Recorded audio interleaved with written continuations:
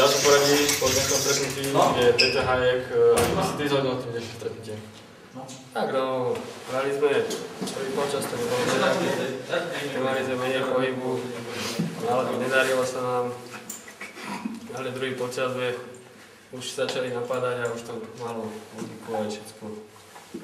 A Maťa v tom pospokojný. To je z pohľadu dnešného stretnutia, z pohľadu sezóny. Tak úvod sme mali dobrý, darilo sa nám potom, prišla akási herná kríza. Šanci si vypracujeme si šance, nedokážeme dávať góly.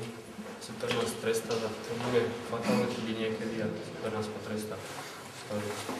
Ja dúfam, že toto dnešný zápas nebol posledný v extralíge v Žiline, že cez to Bčko nejaká cesta bude, ako vidíš tam.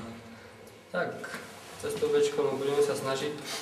Prvý zápas sa nám podarilo vyhrať. Petri Martine, teraz hráme zajtra doma a budeme musieť bojovať čo najlepšie, aby sme sa vrátili do tým. Momentálne sa ty nachádzaš medzi 7. a 8. miestom v tabuľke streľovcov celej extraligy. Si strelecký prichutí, presadíš sa zajtra? Tak, no, uvidíme, zatiaľ sa mi darí. Zostal celkom dobre sa mi hrá, no, a kvôli padajú. Takže ja prajem, aby to